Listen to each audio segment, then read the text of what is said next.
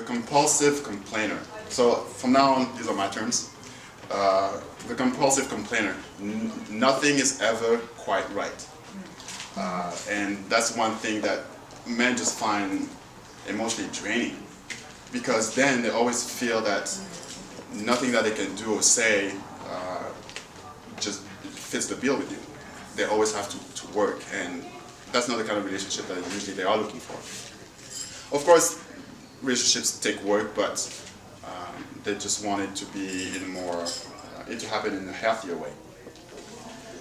The other thing is sometimes this perception, this type of woman will seem to be cynical, sarcastic, and doesn't really act happy or energetic. And if you are to ask guys that find themselves with a girlfriend or a wife, and you ask them, what is it that you find, what is it that attracted you to her? Usually they will say, she was very energetic, enthusiastic. Those are some of the things that they're looking for. So a way to work around that, your posture. That's one thing. The way you address yourself, not only him but people around you. And if you need to go on a date and you've had a bad day and you need to vent, please spare the guy. Find a girlfriend, talk to the girlfriend, just air it all out, and then go to the date. You'll be fine. Because remember the point of the first date. It's to make it a positive emotional experience. Okay. Any questions? You're very quiet. Just it all in. Now everything's like soaking in, I think. Okay. You might have us in shock, possibly. Just tonight he'll have 100 emails to each. Yeah, right? But the thing is, I did say to avoid venting on the first date. Of course, you ultimately want to be with the kind of guy that wants to find himself in a relationship. He'll be there listening to you and he'll be there for you. But no, at the beginning, you want to avoid that. Yes, the third one, the infamous boss lady. Oh, he's pointing at me. You're the one that brought it up. Yes. Men see this type of woman as being argumentative, competitive, controlling, not feminine, too independent for her own good, and not nurturing. There are things about this type of women that men do love, the drive.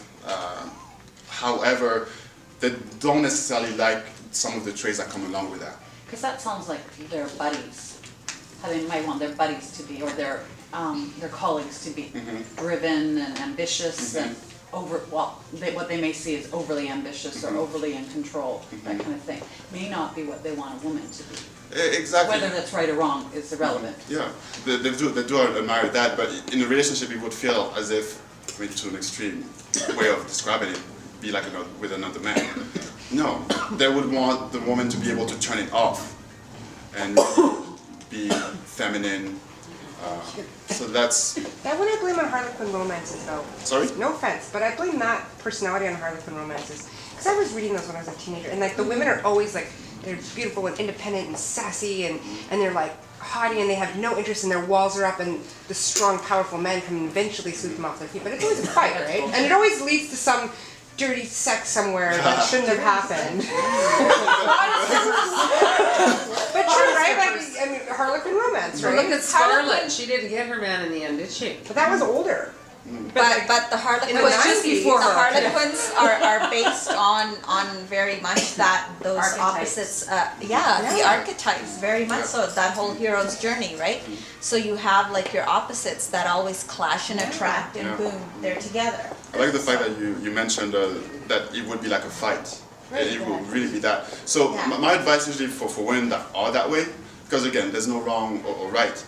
If a woman like that is not able to turn it off, so she can be feminine or emphasize her feminine side, if she's looking for a man, she should find a man that has more of a feminine polarity. So a man with more of a female energy. Because it's about balance. And you have a choice to make. If you're a woman that is like that, you decide.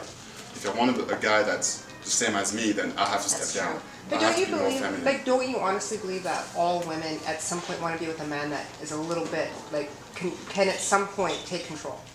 That's Well- the Harlequin thing that you're. I'm just saying. Well, like, it- I mean, it- that's it a depends. common belief that all women want to be with a man that's at least strong enough to at some point share control or take control and vice versa. Yeah, and usually allows yes. you to Share. I Yeah. think sharing and taking is really different. Yes. Because sharing control is an ideal in terms of, two people being co-partners. Yeah. Taking Yeah. control has a really It's a power struggle. dangerous edge because then a lot of women lose their sense of self.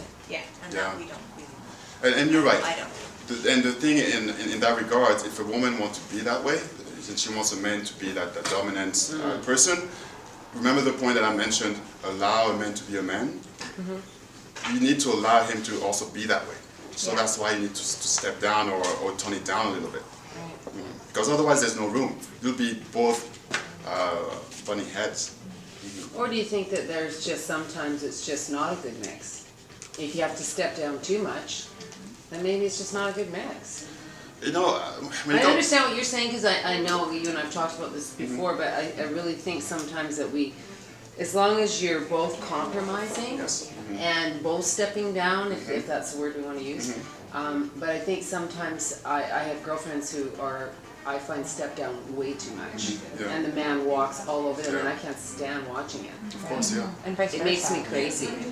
And, so, because she decided she has to step down to the level. That's dumbing yourself way down. Yeah, then. but I'm You're just not saying, so being that's all, I'm yourself, just right? clarifying it. Sometimes it's better, sometimes if it's, I think that you can compromise that stepping down, or maybe you gotta look at that teeter-totter and see how much it's like this. Exactly. You have to be Right? careful. The other advantage as women, or a advantage as women, is that we can put a lot of femininity in our outside appearance too. There's a lot of it is like, I mean, also if you think about it, those women in Harlequin romances, they're always dressed fantastic.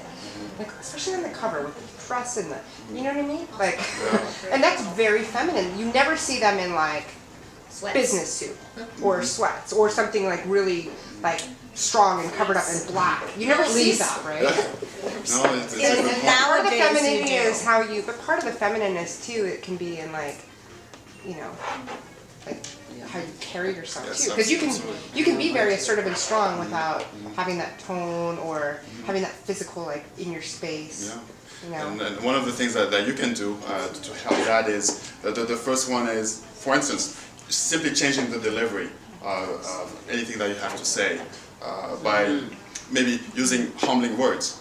I think maybe sometimes thank yous are a big one. And remembering that when men are talking to you, they are looking for somebody they can see as a partner. And when they're having those conversations, they don't want to feel that you are their adversary. On the contrary, they're looking for that exchange, that healthy exchange.